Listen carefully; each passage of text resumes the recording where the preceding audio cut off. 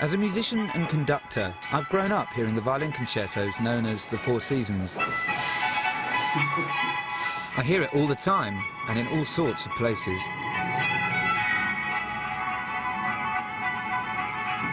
It's used as background music in lifts, airports, restaurants and supermarkets. They play it to cheer you up at a subconscious level and to make you feel good about shopping and spending cash. This is great music, thrown away by being played on tinny tannoys which make it sound muffled and dull. But the real thing is so much better.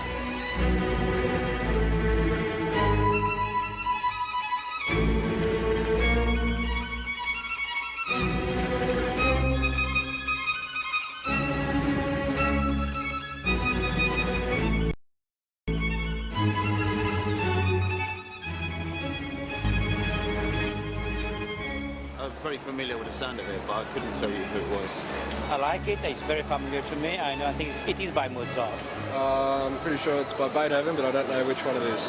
And I've heard the music on TV, background music, when I've gone to airports and things, on television commercials. That's where I've heard it before, but I think it's Vivaldi. I would say it's probably the most recognisable, if not, yeah, that or Beethoven's Fifth Symphony.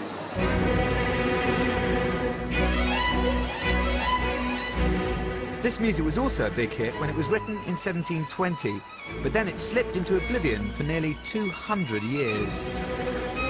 This is the story of the rediscovery of the Four Seasons and the man who composed them, Antonio Vivaldi.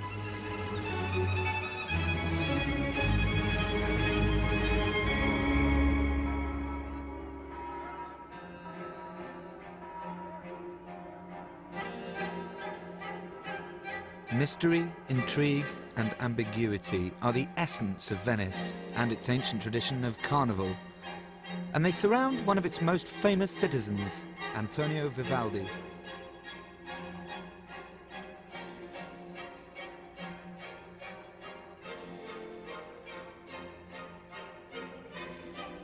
Vivaldi was a priest who refused to say Mass.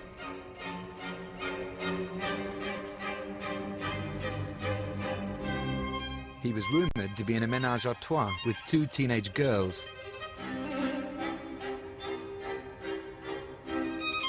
And despite celebrity and riches in his lifetime, he died in poverty.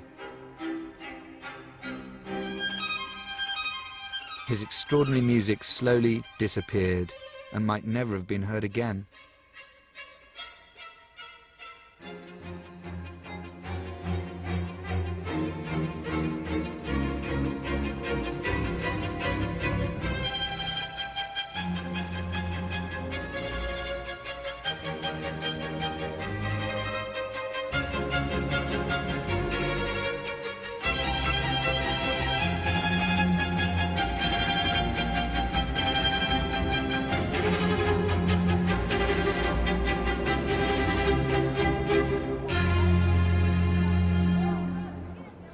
So who was Antonio Vivaldi, and how did he fall into obscurity when, in his lifetime, he was such a colourful character?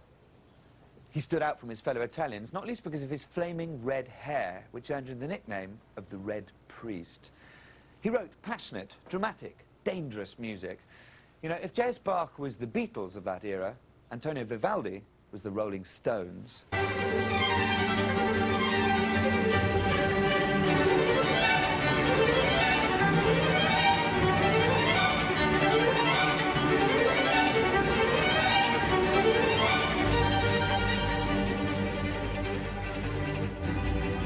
Vivaldi was prolific.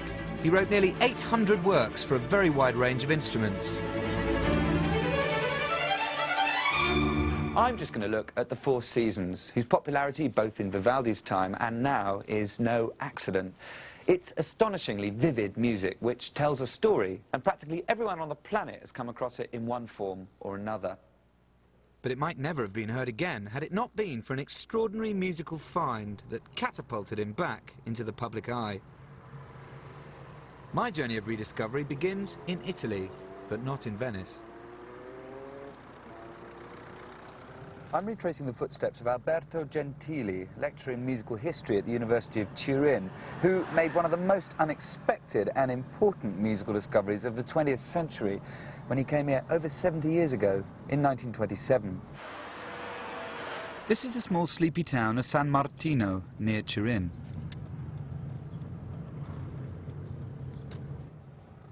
Alberto Gentili was sent here to value a collection of music that was for sale at this school, the Collegio San Marco.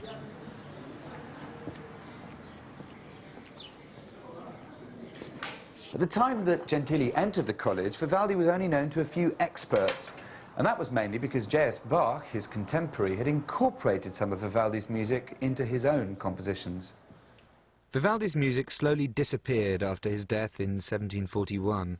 Apart from a few musical experts, if anyone remembered him, it was as a freakish violinist and eccentric cleric, not as a composer at all.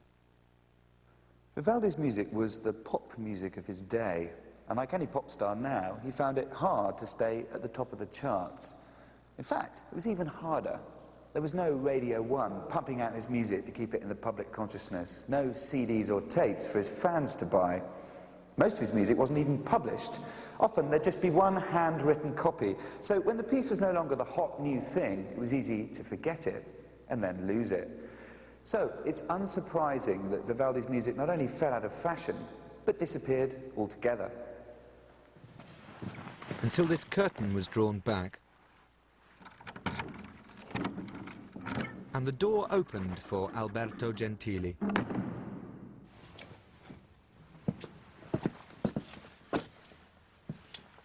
Gentili was given 97 volumes of music to look at, and 14 of them contained music by Vivaldi. 140 instrumental works, 29 cantatas, 12 operas, and an oratorio. It was an amazing find, but there was more excitement to come.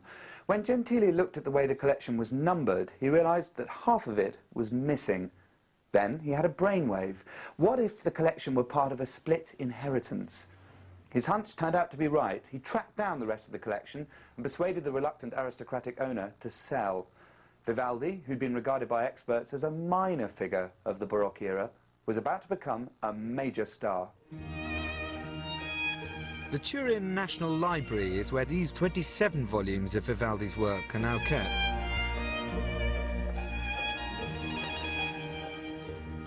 The most exciting thing about the collection is that there are plenty of compositional manuscripts.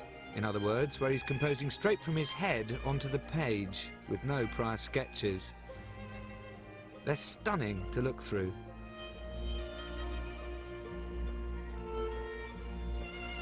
There's a little bit scrubbed out here.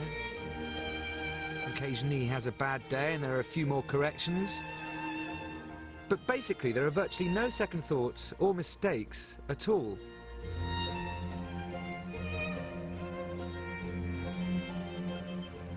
I find it really moving looking at all of this.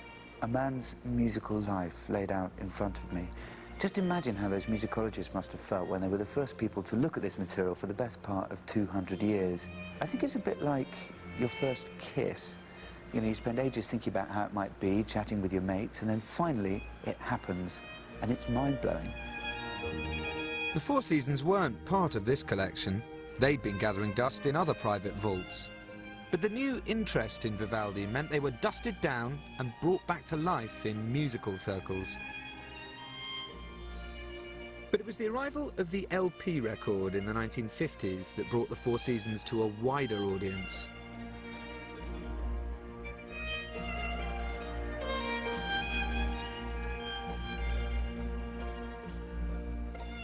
It's records such as these that have put the Four Seasons right at the top of the classical hit parade and made them stay there.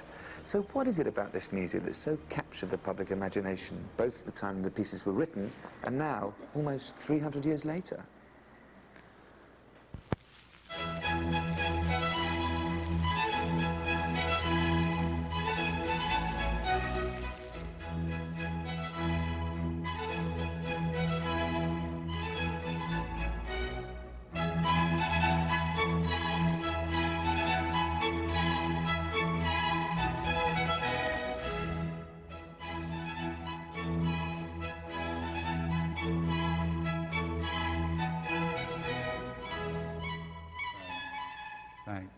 This is my band, and together with our soloist, Cleo Gould, we're going to try and explore and unmask the four seasons, the four greatest concertos which tell a story ever written.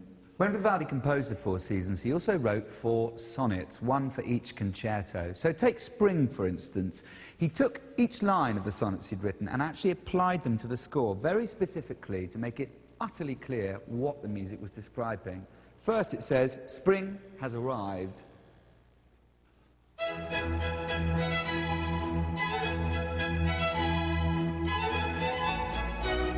And then the joyful birds welcome it with their happy songs.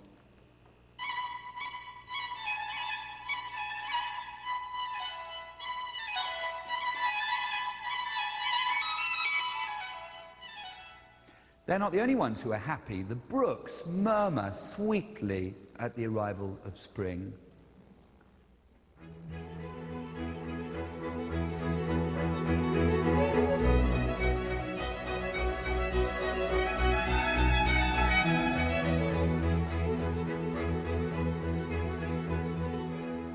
But all is not well. The sky darkens, and thunder and lightning proclaim a storm.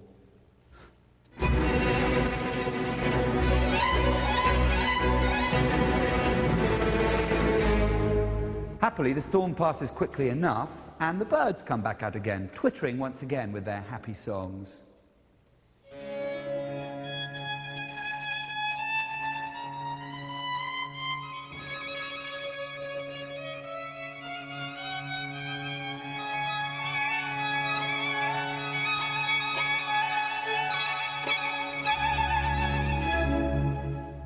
Now, this is a violin concerto. In other words, a piece where you have a solo violinist and the orchestra are, most of the time, like the accompaniment to that soloist. The second movement has a sleeping goatherd, which is Cleo playing this beautiful, singing, soft and voluptuous line. Then, the second level of the painting Vivaldi's putting together is the murmuring of leaves. That's what the violins in the orchestra have to play. Then the third element to the picture, rather bizarre this, is that he's got a dog. The goatherd has a faithful dog who sits at his side, barking. I'm reliably informed that Italian dogs go bow, bow, and in fact, the music Vivaldi writes is exactly that.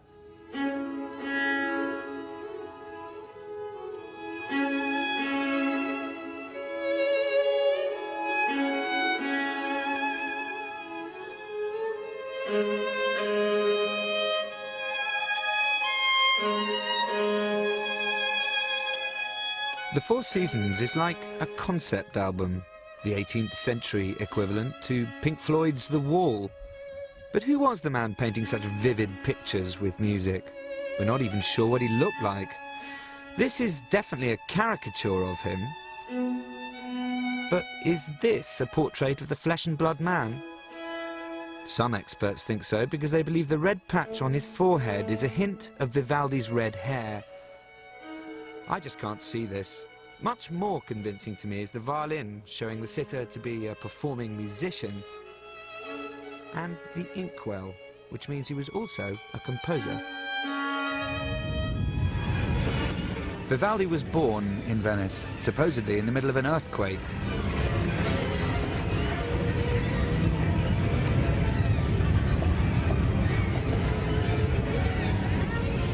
I was thrilled the man who wrote such tempestuous music should have been born among such elemental forces. But sadly, it's probably not true. Venice, despite its tranquil surface, is vulnerable to earthquakes, but there's no record of one on Vivaldi's birthday, which was the 4th of March, 1678. Vivaldi was born right here. Well, not in this actual house, but on this spot.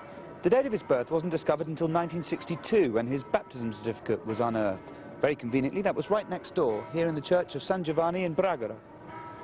Vivaldi was the oldest son of a master barber who was also a violinist. Although Vivaldi ended up with 4 younger siblings, he was the only one who inherited his father's musical ability.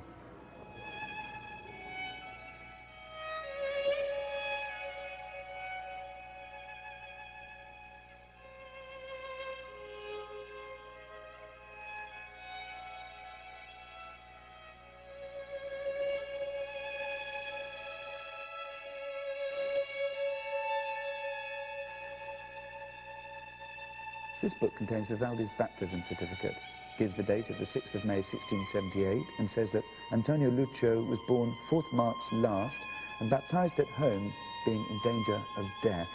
And baptism here in church was just a formal version of what had already occurred at home. Why was he in danger of death? The earthquake made a nice story.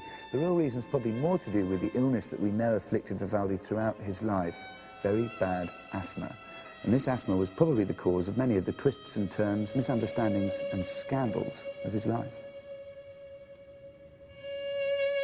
For a start, asthma may be the reason Vivaldi became a priest. Vivaldi's mother apparently made a bargain with God. Her firstborn would become a priest if he lived long enough. Vivaldi was ordained, no doubt because it was commonplace for families of humble origins to make their eldest son a priest. It was one career that offered social mobility. And also, he was so disabled by his asthma, there weren't really any trades open to him. But was Vivaldi a priest in his heart? Or was it just a convenient job he could exploit for the sake of his real career?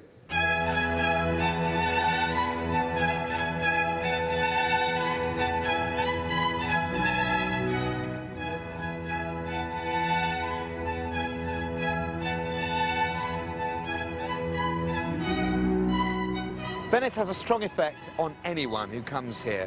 It's a glorious, romantic city, but then this is not its only face. It's also claustrophobic, smelly, and downright unnerving. But in any case, no one can argue with the fact that Venice bulges with sensual excess of every sort, and as such, it must have had a powerful influence upon Vivaldi and his music. How could it not have done?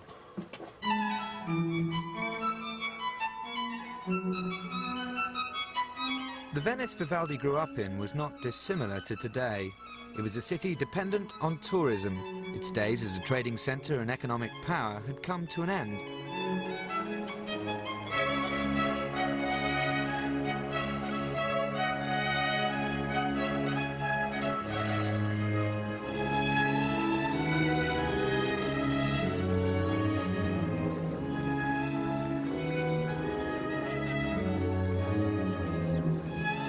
If I was an early 18th century tourist doing what was known as the Grand Tour of Europe, I'd be looking to buy painting by Canaletto or music by Vivaldi as a memento of my stay in Venice. It does make today's holiday shopping look more than a little tawdry. In addition to buying souvenirs, tourists then, as now, wanted to go and see the hottest acts in town. A 1713 guidebook listed Vivaldi and his father as one of the main tourist attractions in Venice. Vivaldi's senior, Giovanni Battista, was the most important person in Antonio's life, kind of like the bedrock upon which his talent was able to flourish. And Dad acted like manager. He also helped Antonio raise money by copying out his music for him and selling it. The two of them lived and travelled together right up until Giovanni Battista's death, just 5 years before Antonio's. It seems to me their relationship wasn't unlike that between Mozart and his father some decades later, only perhaps just a little bit more easygoing. Vivaldi's father wrote one opera and was a good enough musician in his own right to be on the payroll as a violinist at the famous ducal church of St. Mark's. But Antonio was a brilliant violinist.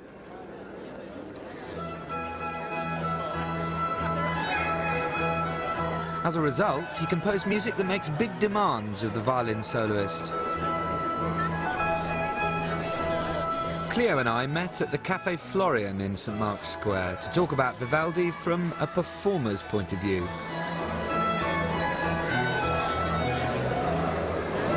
It's a piece that's, it's got a lot of tricky moments, and I think you can tell that Vivaldi was himself a fabulous player by the fact that he chooses to put one of the most technically demanding passages almost immediately into the piece, which is really quite distressing when you're playing it, because you would normally want something of a warm-up.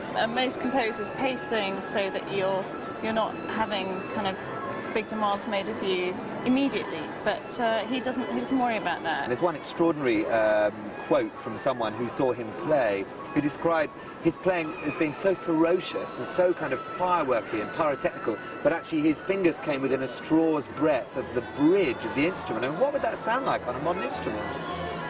I've tried that, and the pitches that you would kind of get up to, I mean, I can't really see where he would have been bowing, unless the bow was very thin, thinner than a straw, but It's kind of, you know, only a bat can hear it, really. So there may have been a little bit of kind of like poetical license well, in the description. maybe. I don't think that was probably within this piece. Funnily enough, he actually leaves almost nothing in the virtuoso style writing to the individual player to decide to do, because everything is written into the piece, with the exception of the slow movements, which are very sparse. You can embellish them a bit. You're kind of invited to do something with them. But he doesn't really leave a lot of room to just do your own thing and leave the score, because every note's filled in for you.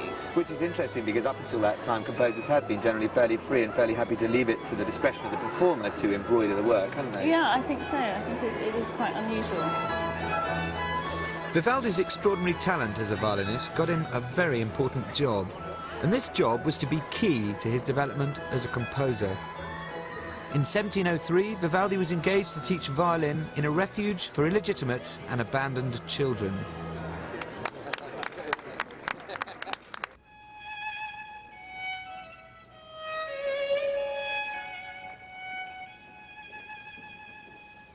Unwanted babies in Venice were frequently abandoned and sometimes even thrown into the canals.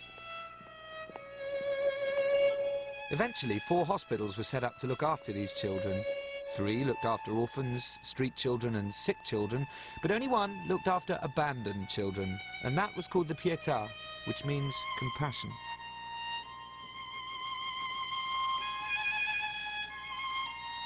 The babies were put through a hole in the wall known as the scaffetta. This one's been filled in and clearly wouldn't fit a baby now.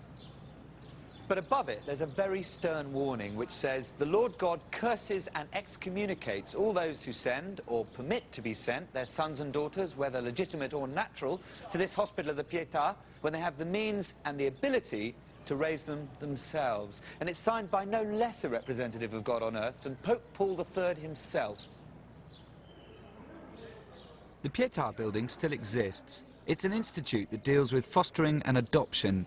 It even takes in abandoned children, but only about 4 a year, rather than the 4 a day that arrived in its heyday. Piled up in the corner of one of its rooms, there are many dusty documents, still revealing secrets about its past. Mickey White has devoted years to finding out more about Vivaldi and his pupils at the Pietà. This book is a register of all the abandoned children brought in between 1708 and 1719. The majority of them died. And on the whole page, we've got 8 entries. These crosses are the ones that died. Out of the 8 entries, 7 have died. God, that's an enormous number. Yeah. Now, I will show you one of these called Agata. And she was nascente, which means newborn. Now, from her entry, we can see that she was dressed very well. She's got red leggings. She's also dressed in lace, and she's got a note left with her saying that she has one finger on her left hand, and on her left foot she's got 1 toe. On her right foot, she's got 3 toes.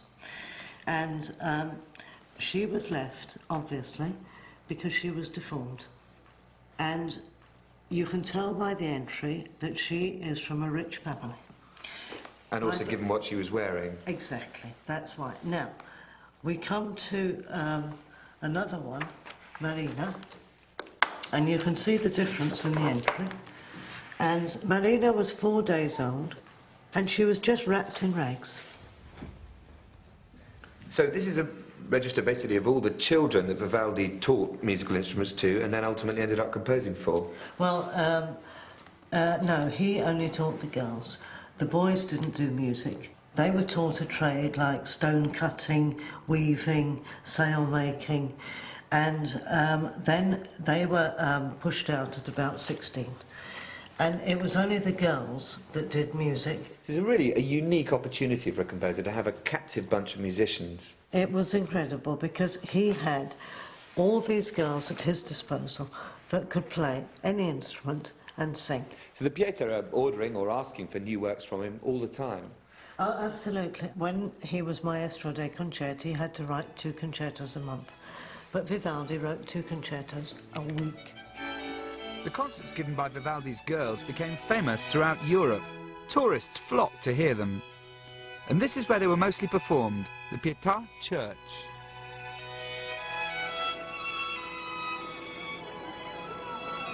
This is the Pietà Church today, only this version of the church wasn't completed until after Vivaldi's death. But I can show you the exact spot where his concerts would have taken place. The original entrance to the church was right there, in what is now the Hotel Metropole. Although he was a great violinist, the fact that Vivaldi was a priest was key to him getting the job at the Pietà. It was a bit risky putting a man in with all the young women, but a priest, of course, was completely trustworthy. In my view, Vivaldi's music is full of subtext, and it's kind of easy to see why. Just imagine being a 26-year-old priest surrounded by scores of young women, many of them very talented. You could get quite hot under the collar thinking about this. And certainly for those watching the concerts, it was an almost erotic experience. These female musicians were hidden tantalizingly behind grilles, somewhere round about here, affording the audience an excellent opportunity to fantasize about whether they were as beautiful as their music.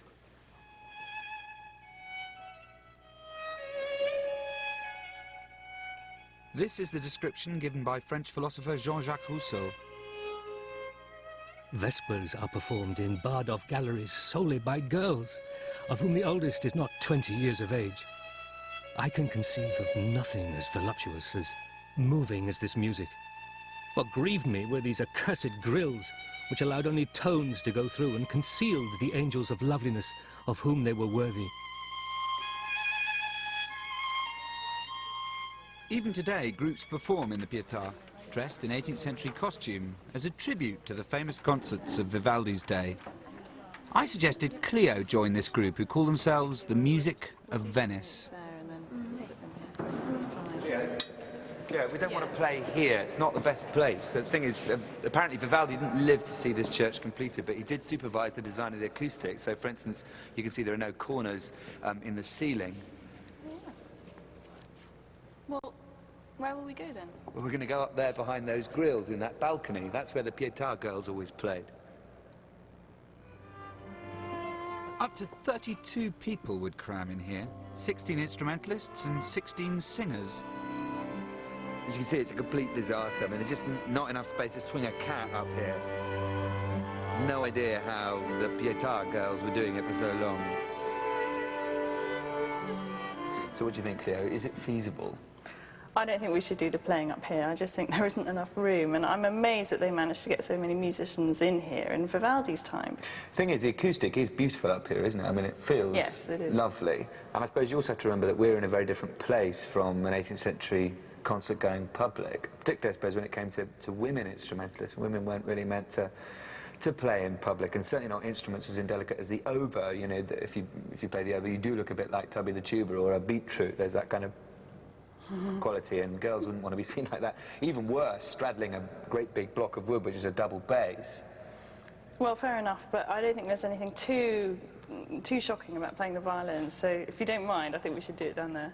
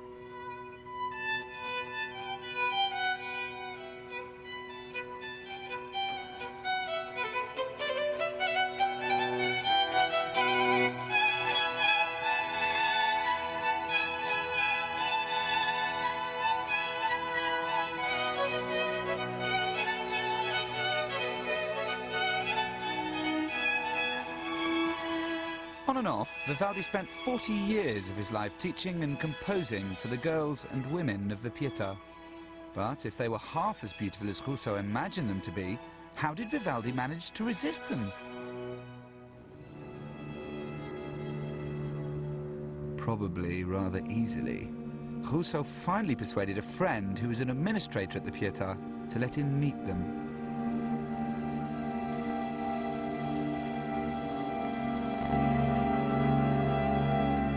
He introduced me to one after another of those famous singers whose voices and names were known to me. Come, Sophie. She was horrible. Come, Katina. She was blind in one eye. Come, Bettina. The smallpox had disfigured her. Scarcely one was without some considerable blemish. I was desolate. Very few of us are perfect, which could be the reason many Venetians wore masks when it wasn't the official carnival season. Certainly cheaper than a facelift. Masks gave Venetians a chance to live dangerously. For example, they were often worn in gaming houses and brothels.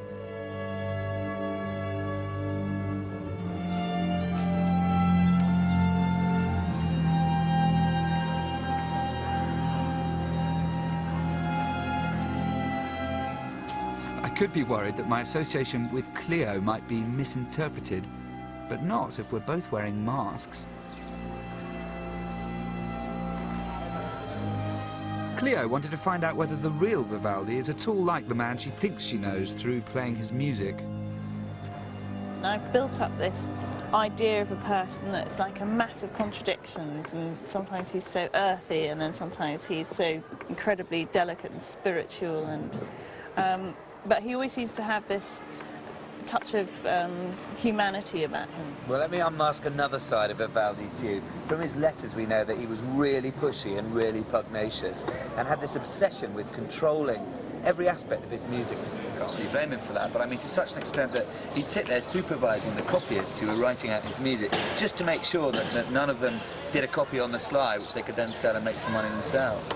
Gosh, I wouldn't have pinned him down as a control freak. Well, you know, he had to be in a way because he obviously liked material pleasure. He lived a very nice life. I mean, look, here's his house coming up here. Can you imagine living in a house like that? As you know, musicians, certainly at that time, perhaps slightly less so now, were artisans. They were pretty low down the pecking order. So for someone to live as kind of flashily as that in a house like that was kind of amazing. And I think he probably put a lot of people's backs up as a result. But the fact is, he was a cult figure, so it's really hard for any of us to judge him. I mean, you either love or you hate a cult figure. You never just like him.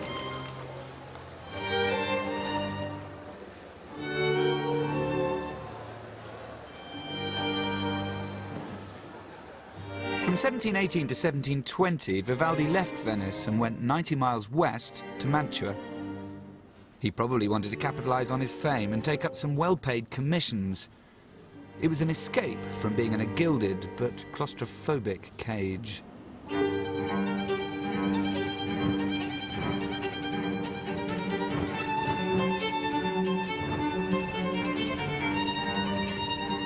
Mantua must have been a dramatic change for him.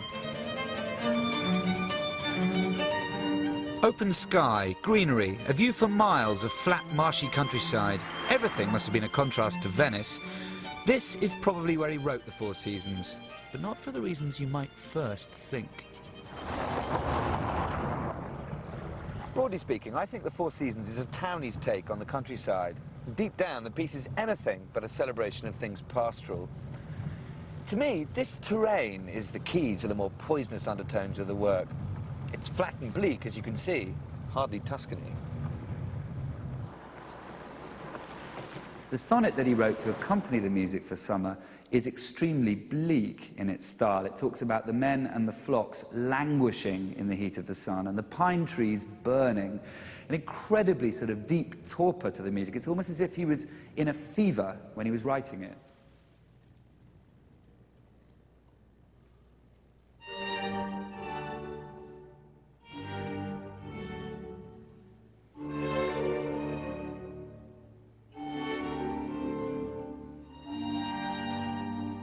See what I mean? It's sort of broken. It's almost as if you can't breathe. There's no line no lyrical line to find your way through.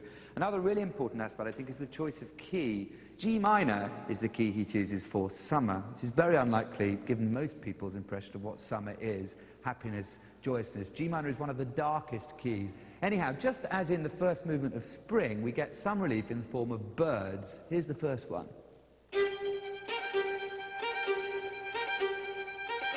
Clearly enough, it's a cuckoo, and it's closely followed by a turtle dove and finally a goldfinch. But then the winds, the north winds, come out to play, and this causes the shepherd extreme misery because he realizes that a storm is brewing.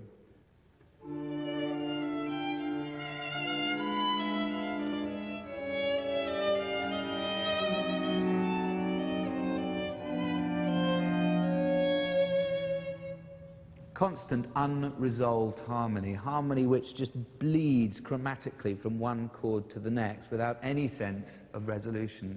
Finally, the winds come in battle, big time.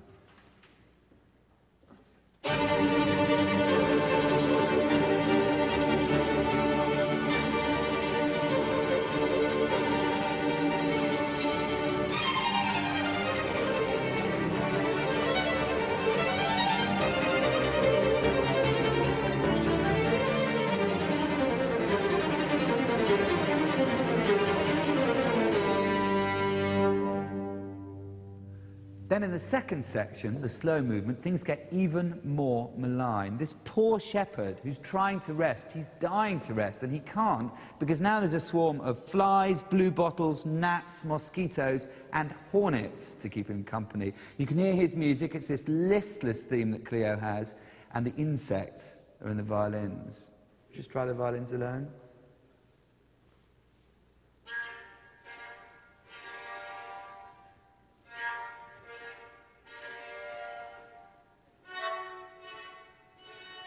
That's lovely. Let's try that now with our listless shepherd over the top.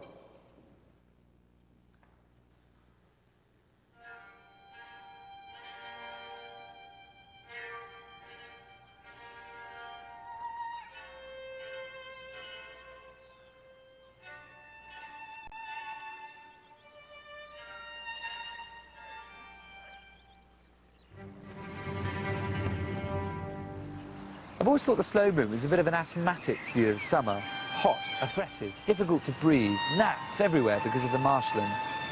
The storm's threatening, but for Vivaldi, if it brought fresher air, then surely it was a blessed relief. It's easy to overplay the relationship between nature and the four seasons. Nature may have very little to do with it at all.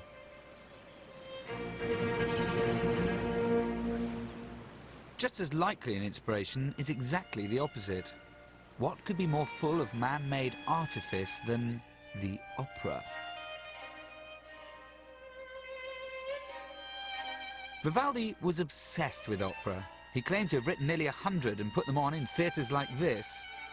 It's likely he used the lessons he learnt from telling stories in opera to create the drama of the Four Seasons. The Four Seasons are basically songs without words, which is lucky, really, because as you've probably noticed, the words aren't very good. When the threatened storm breaks at the end of summer, this is the text. The hail cuts down the lofty ears of corn, and the winds are in unbridled fury. Now, this style of writing and vocabulary certainly suggests that the words were by Vivaldi, but he added this line-by-line detail long after he'd finished writing the music.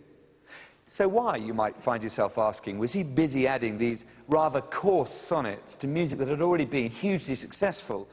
The answer is probably that he wanted to make his patron feel like he was getting something new when The Four Seasons was published, 5 years after it had been written and first performed. The words, then, are inessential. It's the music that's important.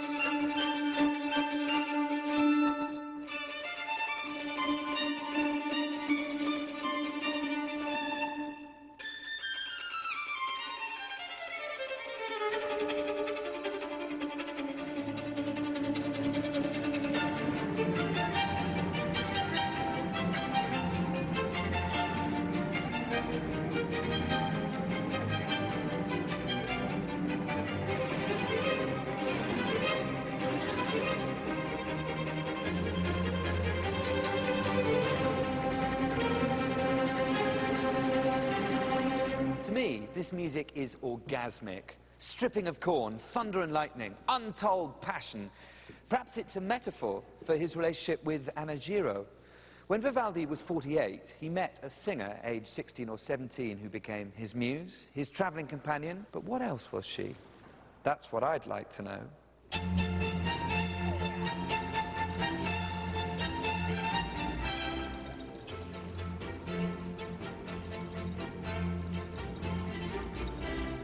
Vivaldi spent the rest of his life with Anna by his side.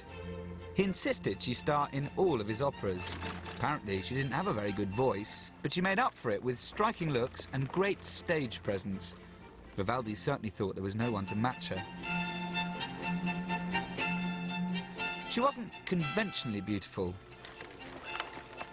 but one person described her as having a delicate figure, beautiful eyes, lovely hair, and a charming mouth.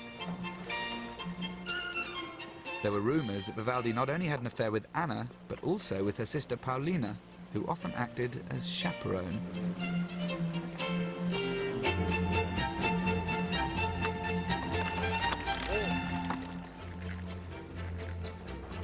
Vivaldi didn't live with asthma. He couldn't walk any distance at all out of doors, so he had members of his family on hand to help him. Therefore, asthma is at the root of all his relationships. It's also, I think, at the heart of his music. Vivaldi's brilliant mind trapped in a sick body. The contrasts of shining clarity and distorting disease are central, I think, to the Four Seasons, and especially in the slow movements.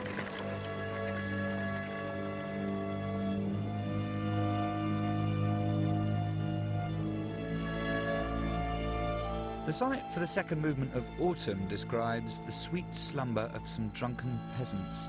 But to me, this music, even more than in summer, is about constriction, suffocation. Each asphyxiated chord denied the oxygen of resolution.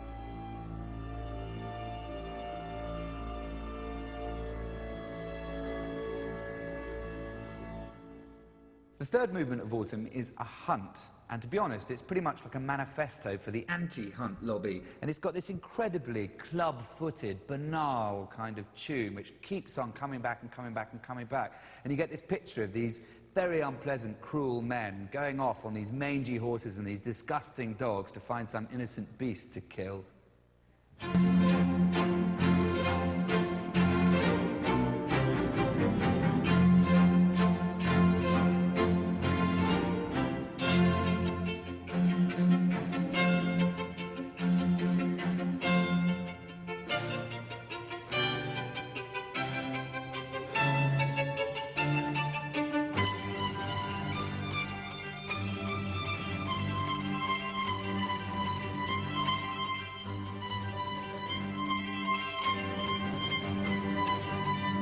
Now, with this music here that Cleo takes off, it's a new triplety figure in very fast runs, which is the beast fleeing, terrified from these animals and men.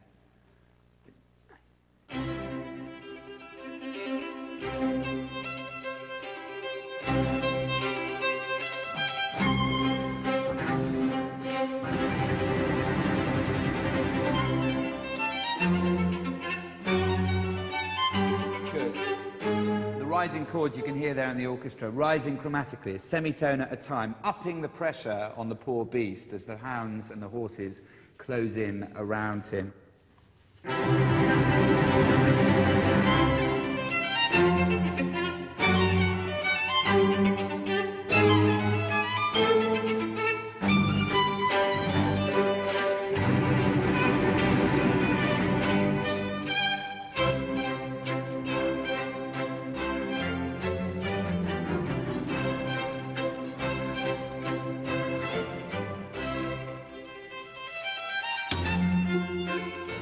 Now they really mean business. We start to get real gunshots coming out of the orchestra here. And we've taken a bit of poetic license. We've added some pizzicato, some plucking of strings to add to the bowed sound as well. Let's play from that first set of gunshots.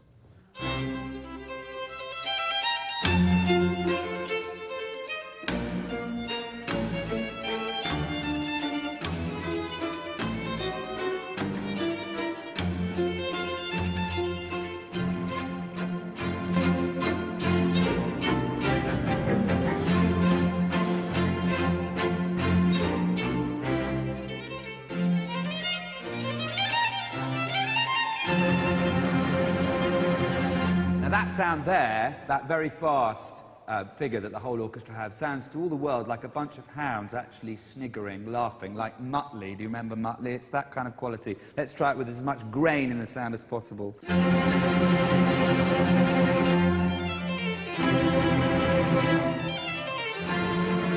you hear that falling figure that Cleo has there? That is the beast, finally giving up. It's been so terrified, it's run and run and run, it's now exhausted, and it dies. The hounds, meanwhile, carry on laughing. And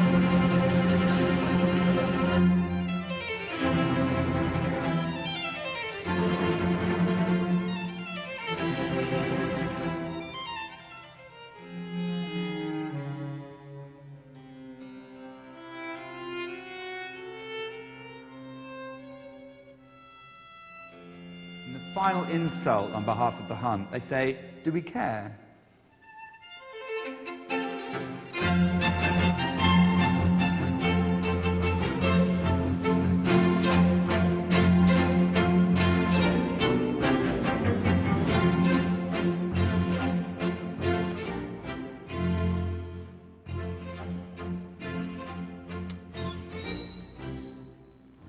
What I love about Vivaldi's writing in the Four Seasons is that it brims with conviction.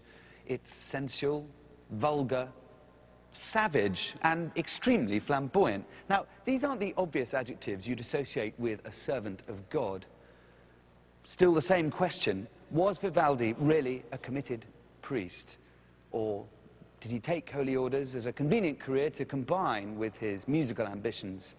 His relationship with the church was hardly scandal-free.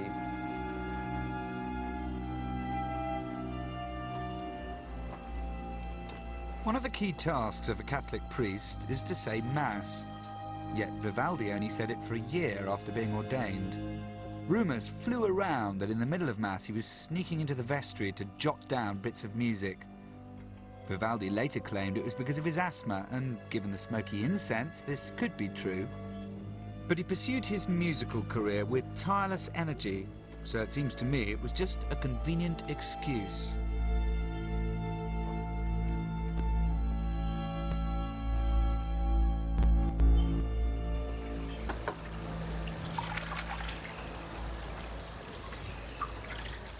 The gossip about Vivaldi began to have serious consequences. At the age of nearly 60, he wanted to put on an opera in Ferrara, not far from Venice. But instead, in November 1737, he was summoned to a meeting with the Pope's Venetian representative. It was here the papal nuncio told Vivaldi that he couldn't enter Ferrara to put on his opera. The Archbishop of Ferrara had imposed the ban because of Vivaldi's refusal to say Mass and because of his friendship with Anna Giro. So, my doubts that Vivaldi was a committed priest and a virgin seem to have powerful support. But the Archbishop of Ferrara had banned all priests under his jurisdiction from acting as opera impresarios. It wasn't just Vivaldi. Saying that the ban was because of Vivaldi's refusal to say Mass and his relationship with Anna Giro was probably just a way of putting down a priest who'd become a little bit too big for his boots. After all, Vivaldi's behaviour certainly flattered the spirit, if not the letter, of the law.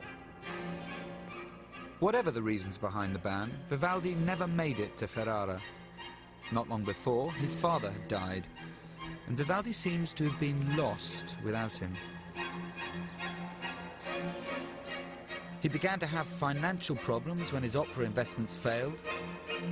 His music fell out of fashion, and the popular star became yesterday's news. So we're now very much in the winter of Vivaldi's life. And funnily enough, winter is my favourite of the four concertos. I think it's mainly because of the choice of key. It's F minor, which is a tremendously potent key. It's rich, but at the same time it can be very, very cold and metallic. There's a technique in string playing called sul ponticello, which means that you play with the bow right over the bridge to get a particularly grainy, visceral, metallic sound. Robin, perhaps you could play us those F naturals, how they would sound if you played them normally. Right, now play over the bridge. The next thing that happens is that there's an icy blast of wind just to further disconcert everyone.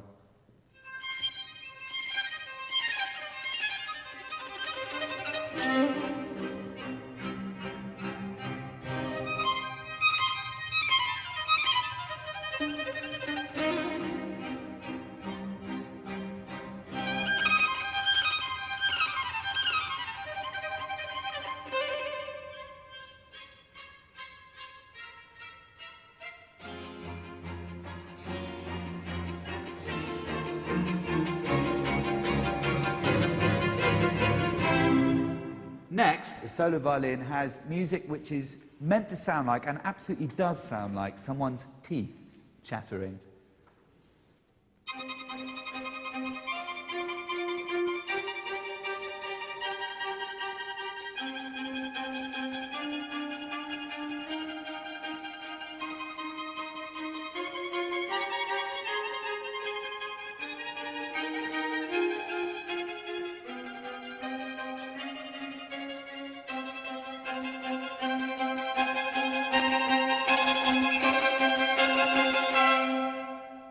And finally, we get this tremendously robust music, which is effectively someone stamping their lifeless feet to get some blood running back into them.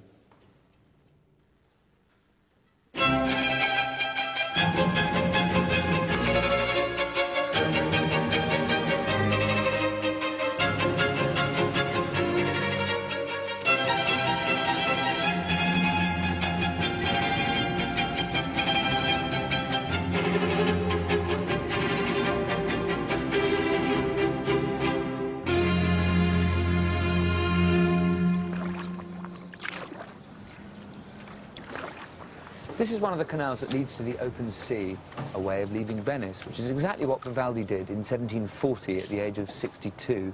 His work opportunities had dried up, and whilst there's no record of what happened to him for a year, we know he ended up in Vienna in June 1741.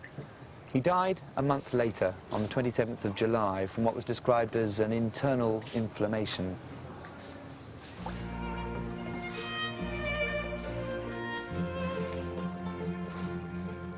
Anna Giro was there, so he didn't die alone. News reached Venice over a month later. A local report said, Abbe Don Antonio Vivaldi, incomparable virtuoso of the violin, known as the Red Priest, much esteemed for his compositions and concertos, earned more than 50,000 ducats in his life, but his disorderly prodigality caused him to die a pauper.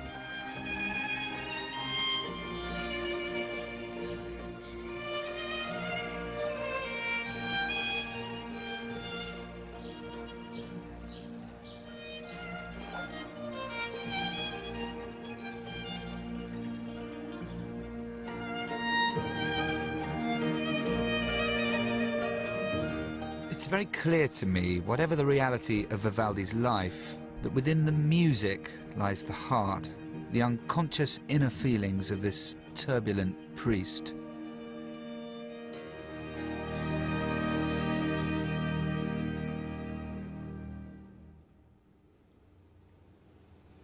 If you read the sonnet which accompanies that, the slow movement of Winter, it'll tell you it's about a man sitting cozy as can be inside in front of the fire, watching the rain outside and those less fortunate than him. It has a kind of a smugness about it, which makes me feel that actually Vivaldi is not the man inside in the little armchair toasting his toes. He's the guy outside looking in. He is the outsider. You will have heard the rain very clearly in that, this pizzicato that the violins have.